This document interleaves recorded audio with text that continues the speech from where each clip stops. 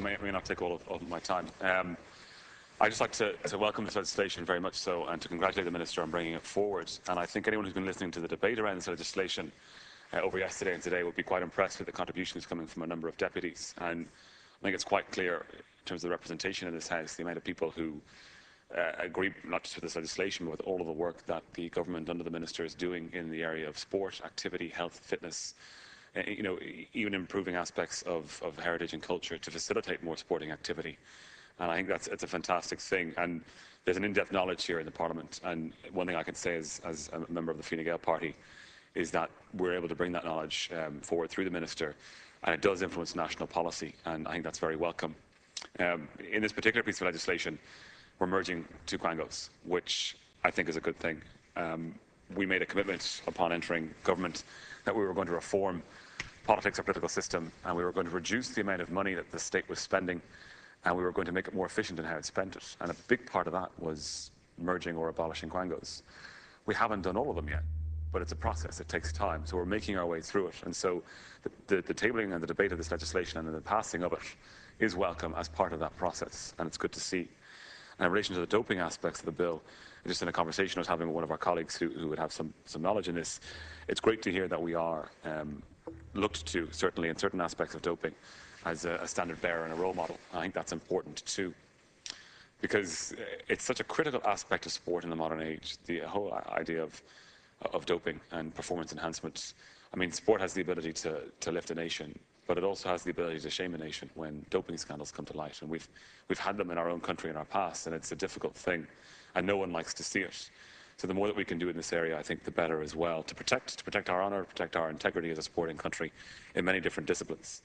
Many speakers have touched upon the Sports Capital Grants programme, and this has been, there's been a few things that the government have done. I mean, it's done a lot of things, but a few of the things have been quite tangible when you go out into one's own constituency or community.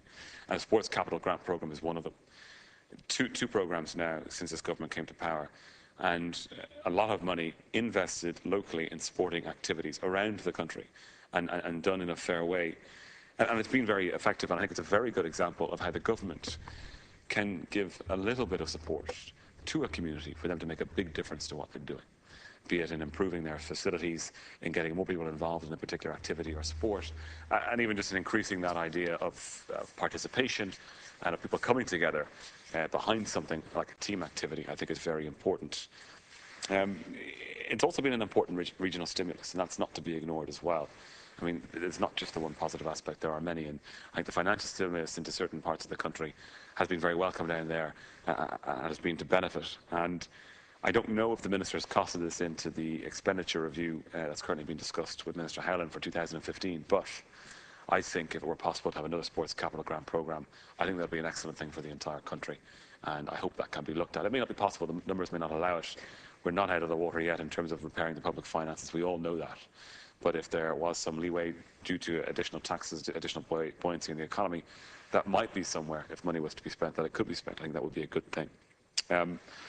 We're using sport all the time in a creative way to bring more money into the country and into the economy, and that's welcome too. We've had a good announcement recently about the European Games. Another good thing that we've seen and we've had in the recent past is the American football games. The amount of money that came into the economy, and not just in Dublin, but around the country from the holding of the football game, Notre Dame versus Navy, in 2012, I think it was fantastic. And that is to be repeated. It has been repeated, but we are to keep on doing that, because not only does it get Irish people interested in a sport that many might not be interested in, it brings people into the country as tourists, and they get to see what we can do and show them our positive face. But it also then, of course, brings that economic stimulus as well. And we have to keep on thinking about that as we move to repair the public finances. Creative ways, enjoyable ways for people to spend money. And they don't have to be Irish people, they could be people coming in, bringing money into the country. And certainly the US football games in the Aviva has been a way of doing that, and I think it's to be encouraged and to be continued. And I think this government, under the Minister in his department, under his the previous Minister, Minister Varadkar, and under Minister Pascal Donoghue, are being very creative in this area, and I think that needs to be continued. One thing we've been debating for the last year and a half or 2 years, Minister, is the Rugby World Cup bid, which is another example of us being creative with the facilities that we have, the love of sport that we have, to showcase ourselves to the world, to put on an incredibly important and big event and show people what we can do. and to add that extra element to what is a great tradition of rugby and a great tradition of the Rugby World Cup. We're hoping to bid for 2023. Committee has finished its work, chaired very well by Hugo McNeill by all reports. And I know that the Minister is considering that, and there's work still to be done.